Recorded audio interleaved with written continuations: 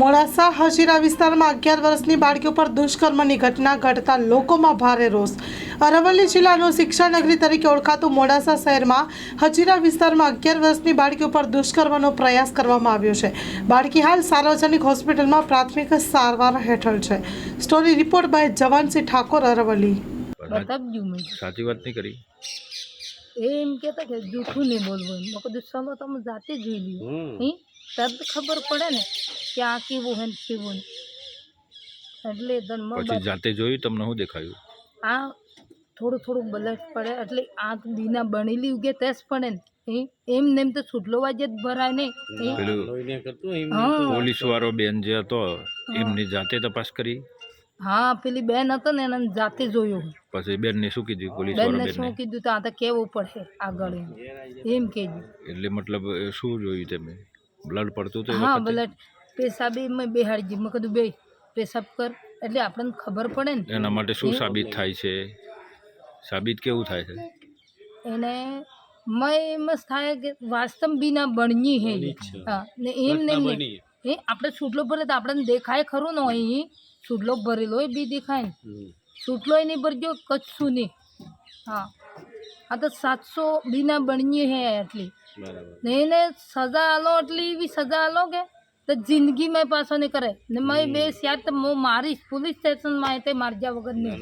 હા ઓગસ્ટની એક ઘટના સામે આવેલી મોડાસા ટાઉનમાંથી અને રાજસ્થાની પરપ્રાંતીય યુવક હતા ને એક પરણિત સ્ત્રી સાથે ગેરવર્તણૂક કરેલી અને એ ઘટના સામે આવી। એ જ દિવસે મેં વહીવટીતંત્ર જે આપણું છે કાયદો અને વ્યવસ્થા જેના હાથમાં છે એને એક બે હાથ જોડી વિનંતી કરે કે સાહેબ મોડાસા એક એવું નગરી છે કે શૈક્ષણિક નગરી છે। મોડાસાની અંદર ધંધાથી રહેવાવાળા વ્યક્તિ ઉપરાંત સમગ્ર અરવલ્લીની અંદર આજુબાજુના છેવાડાના ગામડામાં વસતા માણસો અહીં એમના બાળકોના અભ્યાસ અર્થે રહે છે।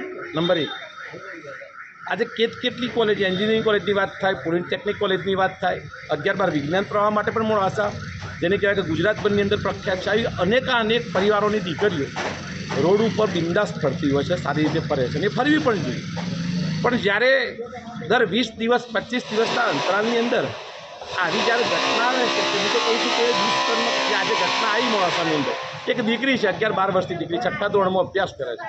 આજે સાર્વજનિકની અંદર અમે રૂબરૂ તપાસ કરી આમ આદમી પાર્ટીની વાત પછી પણ એક નાગરિક તરીકે કે ખરેખર થઈ શું તો એની અંદર જોવા મળે છે।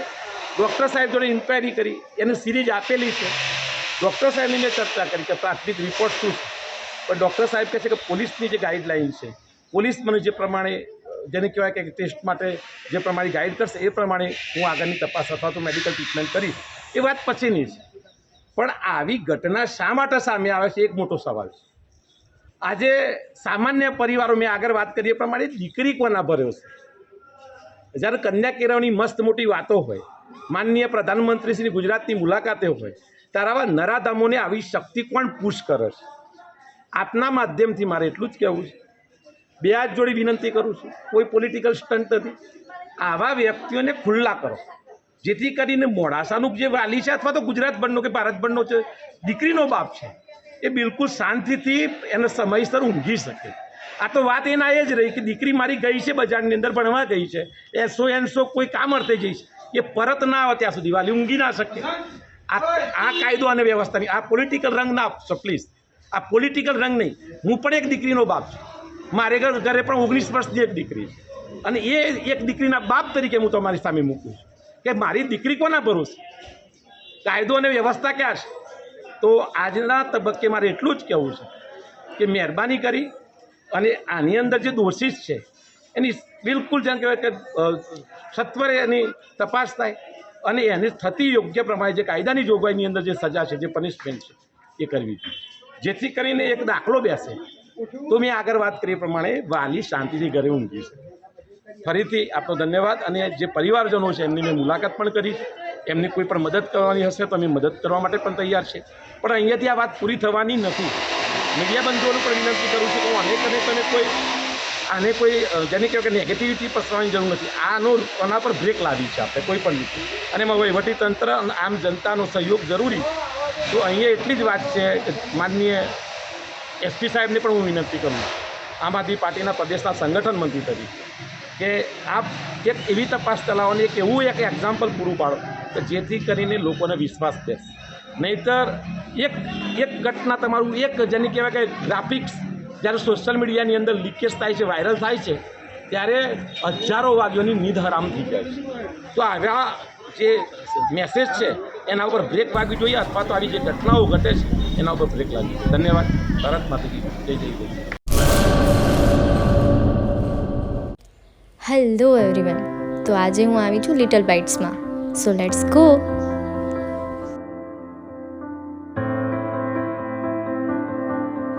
ગાઈઝ, મને અહીંયાનું એન્ટિરિયર બહુ જ સારું લાગ્યું.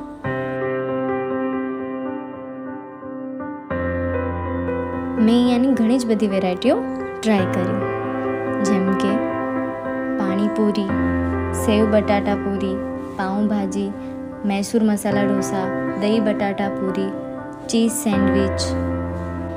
અને હા ગાઈઝ, અહીંયાના ટેસ્ટ વિશે કહું તો મને અહીંયાનું ટેસ્ટ બહુ જ સારું લાગ્યું. આનું એક બેનિફિટ છે, તમે આ રીલ લાઈક કરેલી હું કને બતાવશો તો તમને 10% ડિસ્કાઉન્ટ મળી રહેશે. Thank you so much.